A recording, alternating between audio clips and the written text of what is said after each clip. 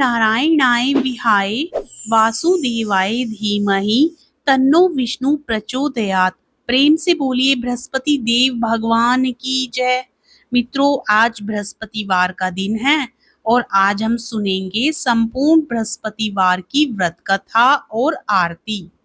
गुरुवार के दिन प्रातःकाल उठकर स्नान आदि करने के बाद व्रत का संकल्प लेना चाहिए। इसके बाद भगवान विष्णु जी और बृहस्पति देव का ध्यान करें।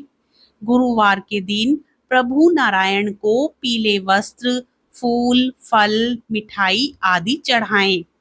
पूजा में केला और केले के पत्ते का उपयोग जरूर करें। इसके बाद गुरुवार व्रत की कथा को पढ़ें। गुरुवार व्रत की कथा के अनुसार वर्ष में एक प्रतापी और दानी राजा राज्य करता था। वह नित्य गरीबों और ब्राह्मणों की सहायता करता था। यह बात उसकी रानी को अच्छी नहीं लगती थी। वह ना ही गरीबों को दान देती, ना ही भगवान का पूजन करती थी और राजा को भी दान देने से मना किया करती थी। एक दिन राजा शिकार खेलने वन को गए हुए थे, तो रानी महल में अकेली थी। उसी समय बृहस्पति देव साधु वेश में राजा के महल में भिक्षा के लिए गए और भिक्षा मांगी। रानी ने भिक्षा देने से इनकार किया और कहा, हे साधु महाराज, मैं तो दान पुण्य से तंग आ गई हूँ। मेरे पति सारा धन लुटाते रहते हैं। मेरी इच्छा है कि हमारा सारा धन नष्ट हो जाए, फिर ना रहेगा बांस, ना बजेगी बांसुरी। साधु ने कहा, देवी तुम तो बड़ी ही विचित्र हो। धन संतान तो सभी चाहते हैं, पुत्र और लक्ष्मी तो पापी के घर भी होने चाहिए। यदि तुम्हारे पास अधिक धन है तो भूखों को भोजन दो, प्यासों के लिए प्याऊ बनवाओ, मुसाफिरों के लिए धर्मशालाएं खुलवाओ। जो निर्धन अपनी कुंवारी कन्याओं का विवाह नहीं करा सकते, उनका विवाह करा दो। ऐसे और कई काम हैं जिनके करने से तुम्हारा यश लोक परलोक में फैलेगा। परंतु रानी पर उपदेश का कोई प्रभाव ना पड़ा। वह बोली, महाराज आप मुझे कुछ न समझाएं। मैं ऐसा धन नहीं चाहती जो हर जगह बांटती फिरूं। साधु ने उत्तर दिया, यदि तुम्हारी ऐसी इच्छा है तो तथास्तु। तुम ऐसा करना कि बृहस्पतिवार को घर लीप कर पीली मिट्टी से अपना सिर धोकर स्नान करना, भट्टी चढ़ाकर कपड़े धोना। ऐसा करने से आपका सारा धन नष्ट हो जाएगा। इतना कहकर वह साधु महाराज वहां से आलोप हो गए। साधु के अनुसार कही बातों को पूरा करते हुए रानी को केवल 3 बृहस्पतिवार ही बीते थे कि उसकी समस्त धन संपत्ति नष्ट हो गई। भोजन के लिए राजा का परिवार तरसने लगा। एक दिन राजा ने रानी से बोला कि हे रानी, तुम यहीं रहो, मैं दूसरे देश को जाता हूँ, क्योंकि यहाँ पर सभी लोग मुझे जानते हैं, इसलिए मैं कोई छोटा कार्य नहीं कर सकता। ऐसा कहकर राजा परदेश चला गया। वहां वह जंगल से लकड़ी काट कर लाता और शहर में बेचता। इस तरह वह अपना जीवन व्यतीत करने लगा। इधर राजा के परदेश जाते ही रानी और दासी दुखी रहने लगी। एक बार जब रानी और दासी को 7 दिन तक बिना भोजन के रहना पड़ा, तो रानी ने अपनी दासी से कहा, हे दासी, पास ही के नगर में मेरी बहन रहती है, वह बड़ी धनवान है, तू उसके पास जा और कुछ ले आ, ताकि थोड़ी बहुत गुजर बसर हो जाए। दासी रानी की बड़ी बहन के पास गई। उस दिन गुरुवार था और रानी की बहन उस समय बृहस्पतिवार व्रत की कथा सुन रही थी। दासी ने रानी की बहन को अपनी रानी का संदेश दिया, लेकिन रानी की बड़ी बहन ने कोई उत्तर नहीं दिया। जब दासी को रानी की बहन से कोई उत्तर नहीं मिला तो वह बहुत दुखी हुई और उसे क्रोध भी आया। दासी ने वापस आकर रानी को सारी बात बता दी। सुनकर रानी ने अपने भाग्य को कोसा। उधर रानी की बहन ने सोचा कि मेरी बहन की दासी आई थी, परंतु मैं उससे नहीं बोली, इससे वह बहुत दुखी हुई होगी। कथा सुनकर और पूजन समाप्त करके वह अपनी बहन के घर आई और कहने लगी, हे बहन, मैं बृहस्पतिवार का व्रत कर रही थी, तुम्हारी दासी मेरे घर आई थी, परंतु जब तक कथा होती है तब तक ना तो उठते हैं और ना ही बोलते हैं, इसलिए मैं नहीं बोली। कहो दासी क्यों गई थी? रानी बोली, बहन तुमसे क्या छिपाऊं, हमारे घर में खाने तक को अनाज नहीं था। ऐसा कहते कहते रानी की आंखें भर आई। उसने दासी समेत पिछले 7 दिनों से भूखे रहने तक की बात अपनी बहन को विस्तार पूर्वक सुना दी। रानी की बहन बोली, देखो बहन, भगवान बृहस्पति देव सबकी मनोकामना को पूर्ण करते हैं। देखो, शायद तुम्हारे घर में अनाज रखा हो। पहले तो रानी को विश्वास नहीं हुआ, पर बहन के आग्रह करने पर उसने अपनी दासी को अंदर भेजा तो उसे सचमुच अनाज से भरा एक घड़ा मिल गया। यह देखकर दासी को बड़ी हैरानी हुई। दासी रानी से कहने लगी, हे रानी, जब हमको भोजन नहीं मिलता तो हम व्रत ही तो करते हैं, इसलिए क्यों ना इनसे व्रत और कथा की विधि पूछ ली जाए ताकि हम भी व्रत कर सकें। तब रानी ने अपनी बहन से बृहस्पतिवार व्रत के बारे में पूछा। उसकी बहन ने बताया, बृहस्पतिवार के व्रत में चने की दाल और मुनक्का से विष्णु भगवान का केले की जड़ में पूजन करें तथा दीपक जलाएं, व्रत कथा सुने और पीला भोजन ही करें, इससे बृहस्पति देव प्रसन्न होते हैं। व्रत और पूजन विधि बताकर रानी की बहन अपने घर को लौट गई। 7 दिन के बाद जब गुरुवार आया तो रानी और दासी ने व्रत रखा। गुड़साल में जाकर चना और गुड़ लेकर आई, फिर उससे केले की जड़ तथा विष्णु भगवान का पूजन किया। अब पीला भोजन कहाँ से आए, इस बात को लेकर दोनों बहुत दुखी थी। चूंकि उन्होंने व्रत रखा था, इसलिए बृहस्पति देव उनसे प्रसन्न थे। इसलिए बृहस्पति देव एक साधारण व्यक्ति का रूप धारण करके 2 थालों में सुंदर पीला भोजन दासी को दे गए। भोजन पाकर दासी प्रसन्न हुई और फिर रानी के साथ मिलकर भोजन ग्रहण किया। उसके बाद वे सभी गुरुवार को व्रत और पूजन करने लगी। बृहस्पति भगवान की कृपा से उनके पास फिर से धन संपत्ति आ गई, परंतु रानी फिर से पहले की तरह आलस्य करने लगी। तब दासी बोली, देखो रानी, तुम पहले भी इस प्रकार आलस्य करती थी, तुम्हें धन रखने में कष्ट होता था, इस कारण सभी धन नष्ट हो गया, और अब जब भगवान बृहस्पति देव की कृपा से धन मिला है तो तुम्हें फिर से आलस्य होता है।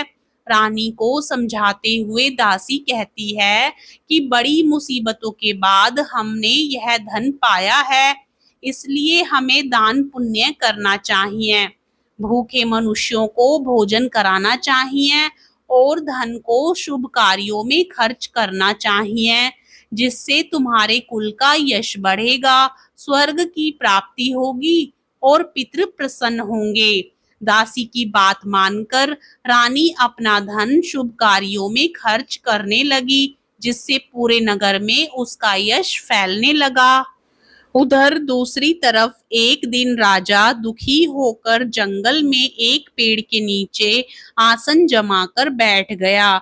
वह अपनी दशा को याद करके व्याकुल होने लगा। बृहस्पतिवार का दिन था। एकाएक उसने देखा कि निर्जन वन में एक साधु प्रकट हुए। वह साधु वेश में स्वयं बृहस्पति देवता थे। लकड़हारे के सामने आकर बोले, हे लकड़हारे, इस सुनसान जंगल में तू चिंतामग्न क्यों बैठा है?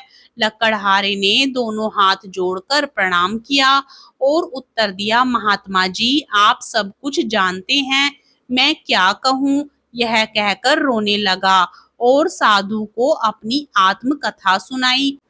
महात्मा जी ने कहा, तुम्हारी स्त्री ने बृहस्पतिवार के दिन बृहस्पति देव भगवान का निरादर किया है, जिसके कारण रुष्ट होकर उन्होंने तुम्हारी यह दशा कर दी। अब तुम चिंता को दूर करके मेरे कहने पर चलो, तो तुम्हारे सब कष्ट दूर हो जाएंगे और भगवान पहले से भी अधिक संपत्ति देंगे। तुम बृहस्पतिवार के दिन कथा किया करो। 2 पैसे के चने मुनक्का लाकर उसका प्रसाद बनाओ और शुद्ध जल से लोटे में शक्कर मिलाकर अमृत तैयार करो।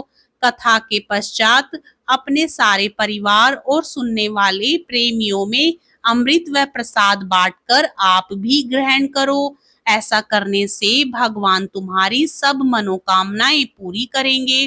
साधु के ऐसे वचन सुनकर लकड़हारा बोला, हे प्रभो, मुझे लकड़ी बेचकर इतना पैसा नहीं मिलता जिससे भोजन के उपरांत कुछ बचा सकूं। मैंने रात्रि में अपनी स्त्री को व्याकुल देखा है।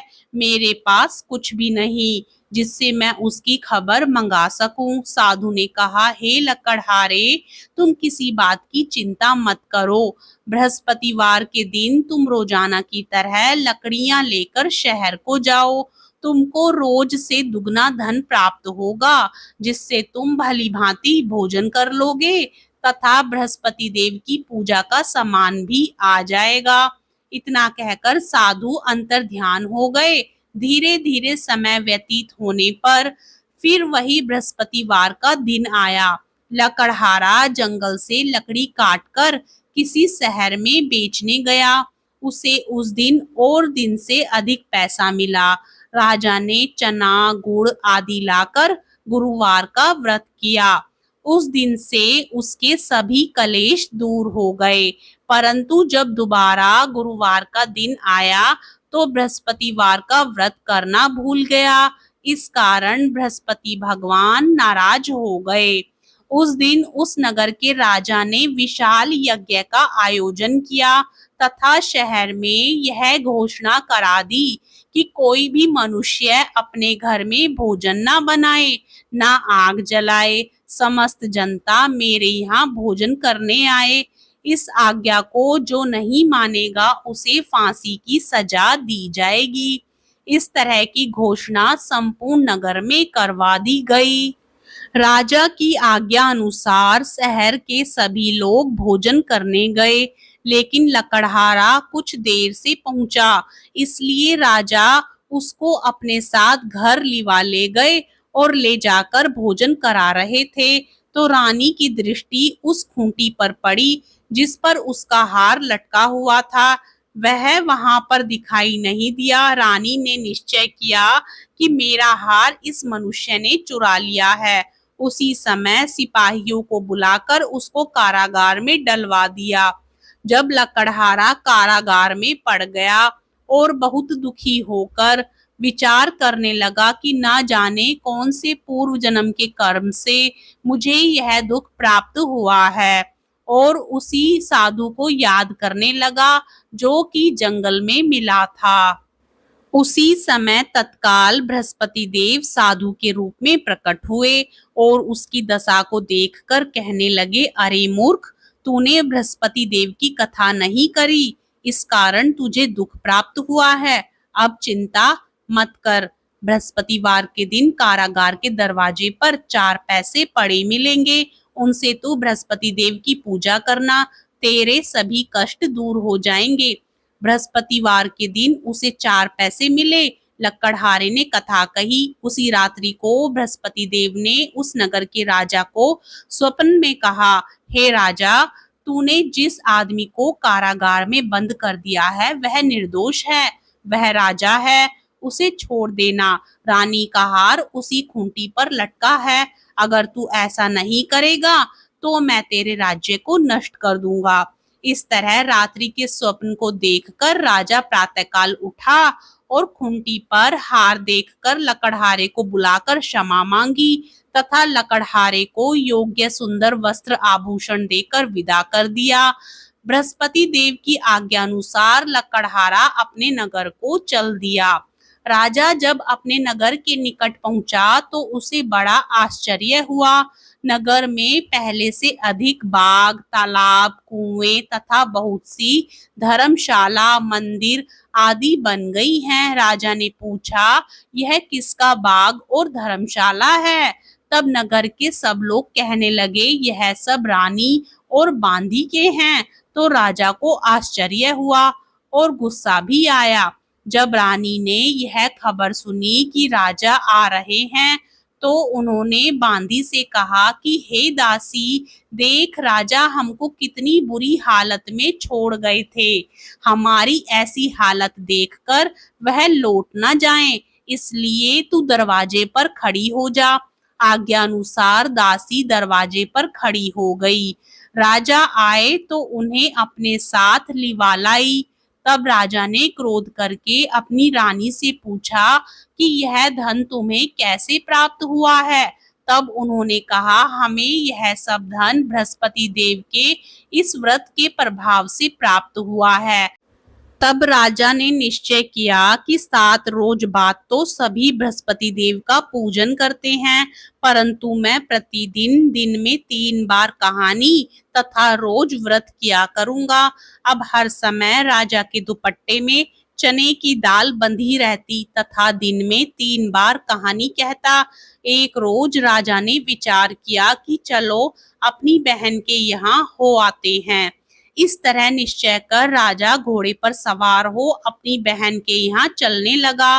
मार्ग में उसने देखा कुछ आदमी एक मुर्दे को लिए जा रहे हैं। उन्हें रोककर राजा कहने लगा, अरे भाइयों, मेरी बृहस्पति देव की कथा सुन लो। वे बोले, लो हमारा तो आदमी मर गया है, इसको अपनी कथा की पड़ी है। परंतु कुछ आदमी बोले, अच्छा कहो, हम तुम्हारी कथा भी सुनेंगे। राजा ने दाल निकाली और जब कथा आधी हुई थी कि मुर्दा हिलने लग गया, और जब कथा समाप्त हो गई तो राम राम करके मनुष्य उठकर खड़ा हो गया। आगे मार्ग में उसे एक किसान खेत में हल चलाता मिला। राजा ने उसे देख और उससे बोले, अरे भैया, तुम मेरी बृहस्पतिवार की कथा सुन लो। किसान बोला, जब तक मैं तेरी कथा सुनूंगा तब तक 4 हरैया जोत लूंगा। जा अपनी कथा किसी और को सुनाना। इस तरह राजा आगे चलने लगा। राजा के हटते ही बैल पछाड़ खाकर गिर गए तथा किसान के पेट में बड़ी जोर का दर्द होने लगा। उसी समय उसकी माँ रोटी लेकर आई। उसने जब यह देखा तो अपने पुत्र से सब हाल पूछा और बेटे ने सभी हाल कह दिया। तो बुढ़िया दौड़ी दौड़ी उस घुड़सवार के पास गई और उससे बोली कि मैं तेरी कथा सुनूंगी, तू अपनी कथा मेरे खेत पर चलकर ही कहना।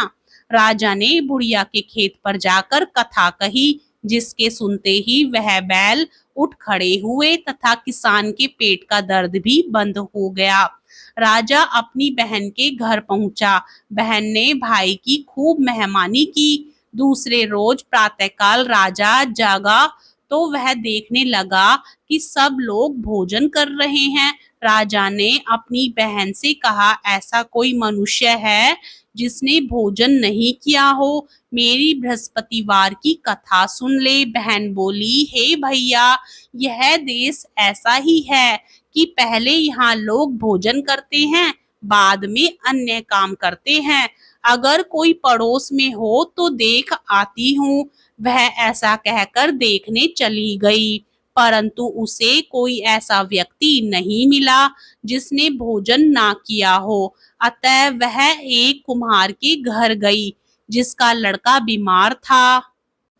उसे मालूम हुआ कि उनके यहाँ 3 रोज से किसी ने भोजन नहीं किया है।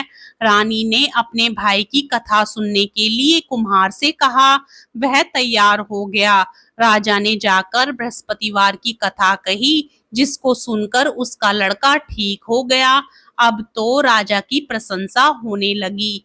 एक रोज राजा ने अपनी बहन से कहा कि हे बहन, हम अपने घर को जाएंगे, तुम भी तैयार हो जाओ।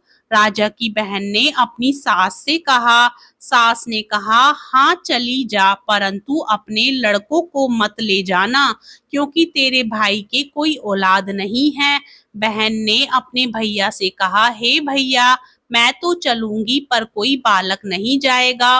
राजा बोला, जब कोई बालक नहीं चलेगा तब तुम ही क्या करोगी। बड़े दुखी मन से राजा अपने नगर को लौट आया। राजा ने अपनी रानी से कहा, हम निर्वंशी हैं, हमारा मुंह देखने का धर्म नहीं है, और कुछ भोजन आदि भी नहीं किया। रानी बोली, हे प्रभु, बृहस्पति देव ने हमें सब कुछ दिया है, वह हमें औलाद अवश्य देंगे। उसी रात को बृहस्पति देव ने राजा से स्वप्न में कहा, हे राजा उठ, सभी सोच त्याग दे, तेरी रानी गर्भ से है। राजा की यह बात सुनकर बड़ी खुशी हुई। 9वें महीने में उसके गर्भ से एक सुंदर पुत्र पैदा हुआ।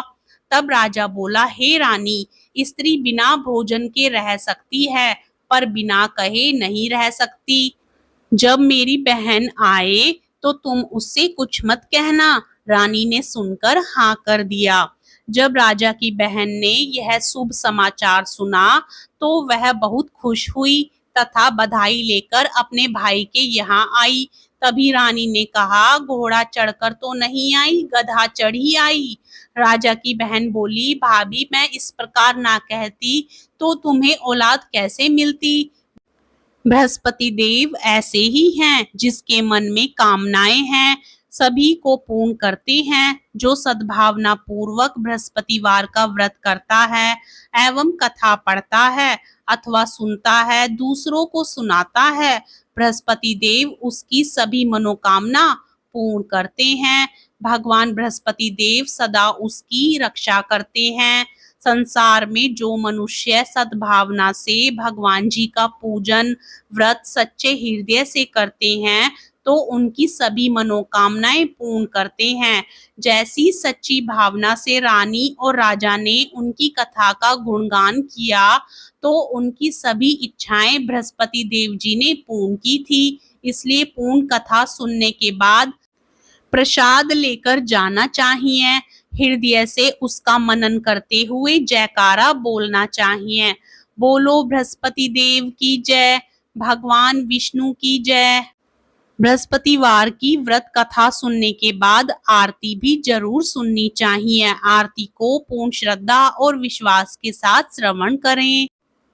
जय बृहस्पति देवा, ओम जय बृहस्पति देवा, छिन छिन भोग लगाऊं कदली फल मेवा।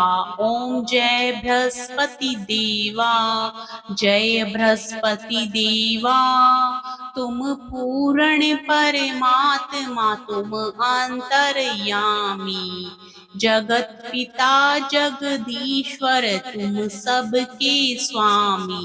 ओम जय बृहस्पति देवा, चरणामृत निज निर्मल, सब पातक हरता, सकल मनोरथ दायक, कृपा करो भरता।